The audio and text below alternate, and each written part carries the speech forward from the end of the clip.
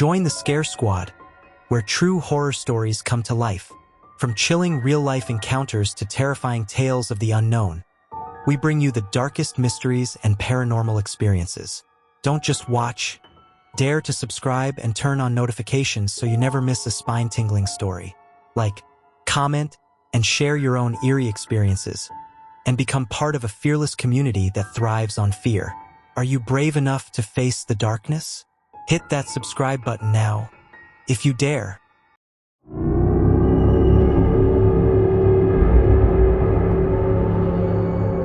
I don't know why I'm writing this.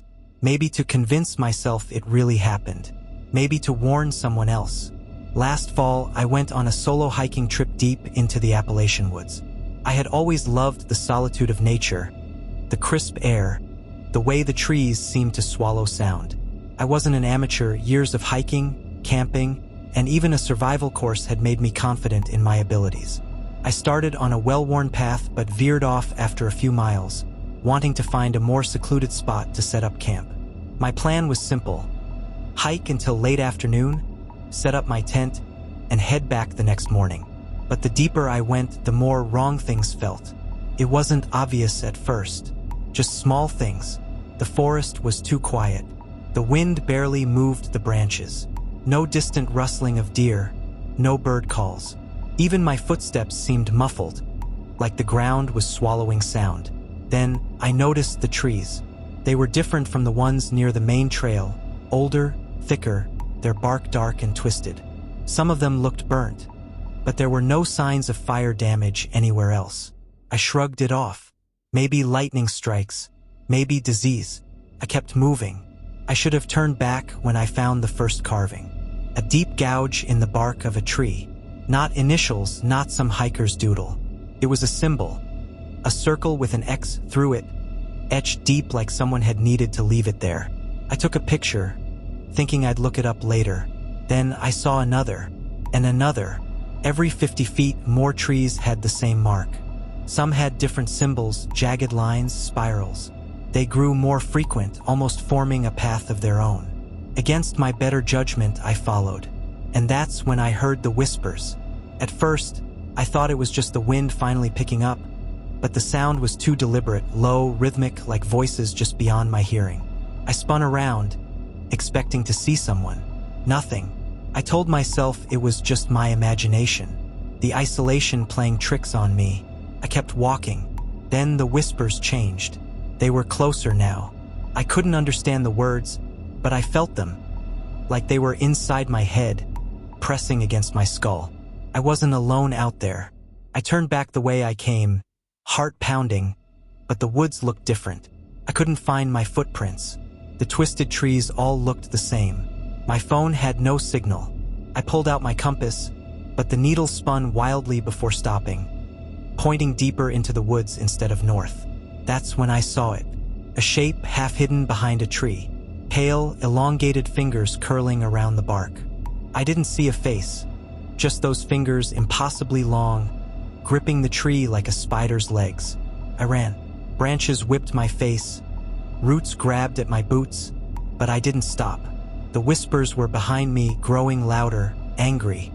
The ground felt wrong, soft, almost pulsing beneath my feet. Then I broke through the tree line. I was back on the main trail, gasping for air. The forest behind me was still, quiet, normal.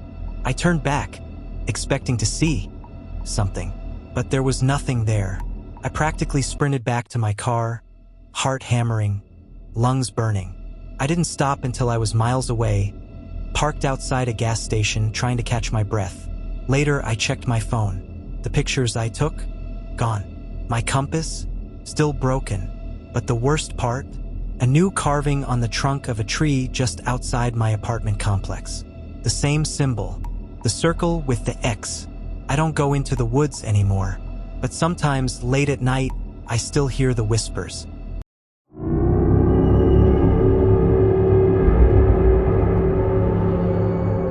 I've worked at plenty of bars, but nothing compared to the eerie little dive called Charlie's Tavern. It was the kind of place that seemed stuck in time. Dimly lit, old wooden floors that creaked with every step, and a jukebox that only played songs from decades past. whether anyone touched it or not. I took the job because it was close to my apartment and the tips were decent. The only rule Charlie, the owner, gave me was simple. We close at 2 a.m. sharp. No exceptions. And if someone walks in after last call, don't serve them. Just tell them we're closed. Seemed easy enough. For the first few weeks, everything was normal. The usual drunks, the same tired faces drowning their regrets in whiskey. But then, I started noticing weird things. Drinks would be half empty when no one had touched them. The old clock above the bar sometimes ticked backward. And at exactly 1:45 a.m. every night, the air would shift, like the whole bar was holding its breath. One night, a man I had never seen before walked in at 1:50 a.m. He was tall, gaunt, with slicked back hair and deep, sunken eyes. He moved like he had been here before, sliding into the last stool at the bar. "One whiskey, neat," he said, his voice low and hollow. "I'm sorry, we're closing soon," I replied, remembering Charlie's rule. The man smiled, but it didn't reach his eyes. "Just one drink." Something about him made my stomach twist. His clothes were outdated, like something from the 1940s. The air around him was colder than the rest of the bar. I glanced at the clock. 1:55 a.m. "Look, man, I really can't. You don't remember me, do you?" he interrupted, tilting his head. I frowned. "Should I?" His smile widened. "You've served me before." I knew he was lying. I had never seen this man in my life. "You gave me my last drink," he said. Then I saw it. His reflection in the bar mirror, it wasn't right. It lagged behind his movements, distorted, like watching something underwater. My breath caught in my throat. The jukebox started playing, but no one had touched it. A song I didn't recognize, something old and slow. 1:58 a.m. "You need to leave," I said, backing away. The man leaned forward, resting his cold hands on the bar. I never left. Then, the clock hit 2 a.m. The lights flickered. Every bottle behind the bar rattled violently. The man's face twisted, his skin turning gray, his eyes hollowing out into deep pits of darkness. His reflection in the mirror grinned while he remained emotionless. I stumbled back as the room seemed to close in. The smell of burnt wood filled my nostrils. Then, just like that, everything went silent. The man was gone. The bar was still. The only proof that anything had happened was a single, untouched glass of whiskey sitting where he had been. Charlie found me the next morning, shaken and pale. I told him everything. He just nodded. "That was Henry," he said, his voice heavy. "Died in a fire here in 1948. He always comes back for one last drink." I quit the next day. But sometimes, when I walk past Charlie's Tavern late at night, I swear I see him, sitting at the bar, waiting for last call.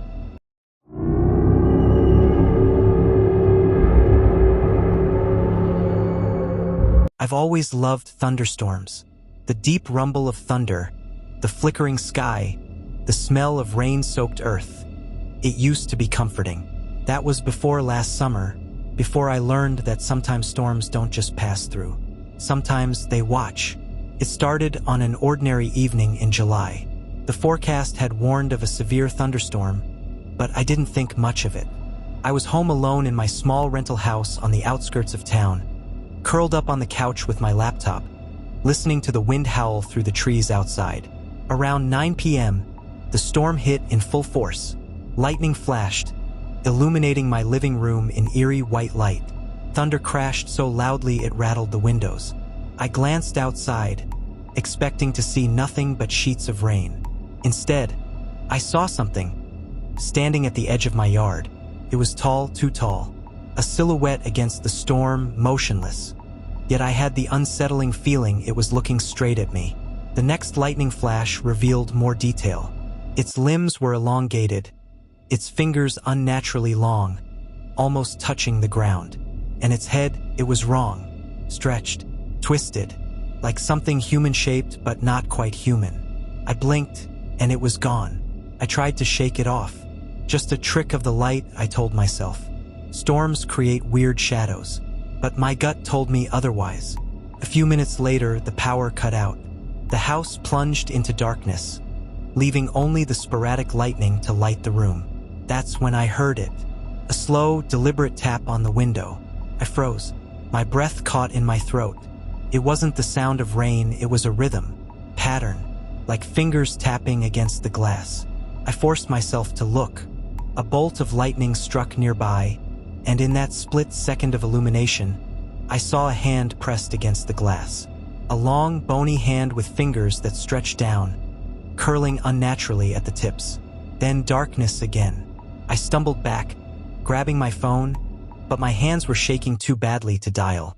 I ran to the hallway, away from the windows, my heart pounding. The rain was deafening now, but beneath it, I swore I heard footsteps on the porch. Slow, heavy, dragging. Then the front door handle rattled.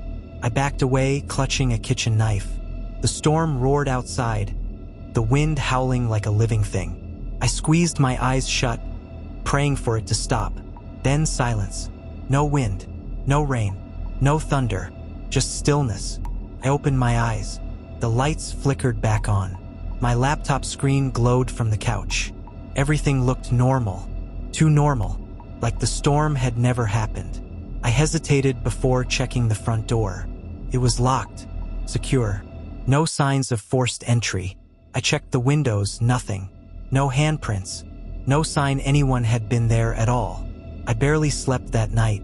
The next morning, I stepped outside, hoping to convince myself it had been my imagination. The ground was soaked, tree branches littered the yard, and my porch was covered in leaves. But then I saw them, footprints, deep, muddy imprints in the shape of elongated feet. They started at my window, circled my house, and disappeared into the trees. And above me, the sky rumbled again. The storm was coming back, and I knew so was it.